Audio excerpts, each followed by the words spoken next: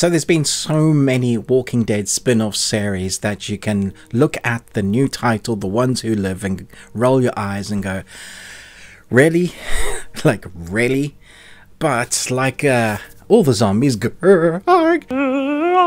there is something to be said about the longevity of this series, the cult following that it has garnered through the fans that have stood the test of time, watching all of the seasons and then watching all the subsequent spin-off series to see where their favorite characters go. And here we step into the story of Grimes and Michonne, where it ended up 5 years after the bridge. So let's jump in and talk about it. The love story between Rick and Michonne, changed by a world that is constantly changing, will find themselves in a war against the living, or will they discover that they too are the Walking Dead? The characters of Rick Grimes and Michonne Hawthorne have come such a long way from the characters that they were at the beginning. I was very interested to see what they were going to do with them. What left is there to say with these characters?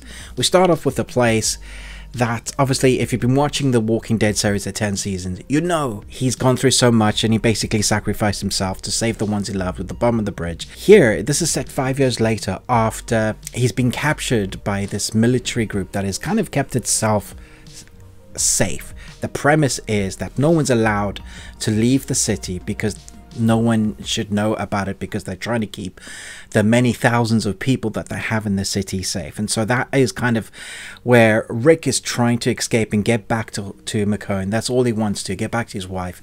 And so now he's fighting against the man, the new man.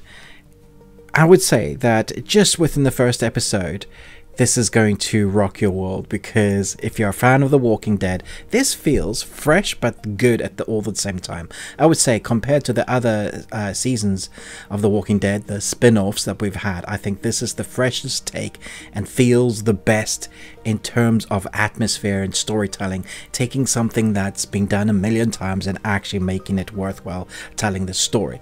This series was originally meant to be one film, and then it was put into a trilogy of films, and now instead we have a 6-part limited episode run.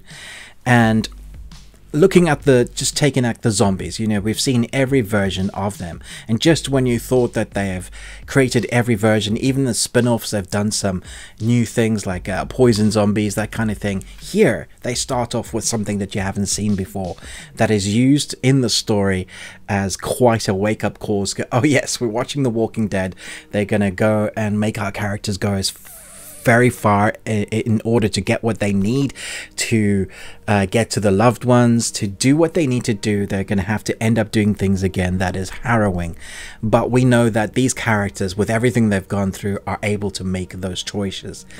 They don't skimp any time in getting our characters together. It's basically that first episode and then we're there. It's a series that is going to be shocking, loving, hurtful, all of those things that you loved about The Walking Dead, but contained in 6 episodes. If you remember the first original series, it was also 6 to 8 episodes, which made the pacing much quicker. There was still a lot of drama and characters having their own backstory, a lot of monologuing and exposition through narration, which I really liked. I think that works a lot, rather than just kind of dumping, here's all the information you need to know about this series and the story where they're at. Do it through narration, which makes you feel like you're listening to the story of Rick Grimes.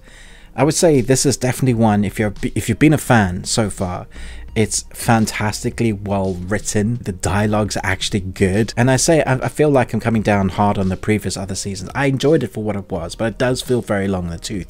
This time around, I'm just like, whoa, that's actually excellent.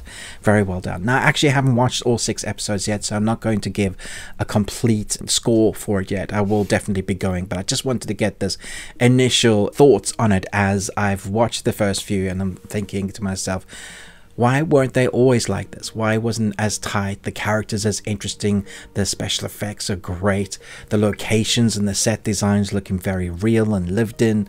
Whatever CG they're using looks grounded. And for the most part, if you like the first episode, you're going to love the series because it jumps right in. The action is gory as heck. That's when I was nodding my head. It's like, yes, oh yes, that's why we're watching this.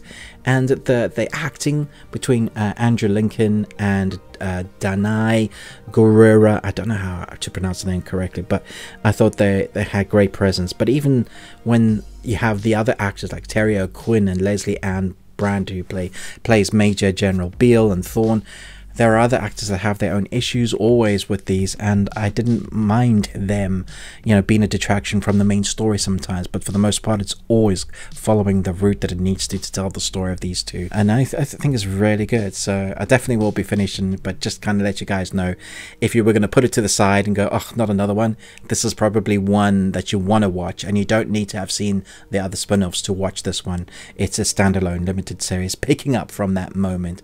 Incredible action, heartbreaking moments, and great acting. So let me know what you think about this. Thanks so much for watching, but most of all, until next time, remember, live long and Tuesday.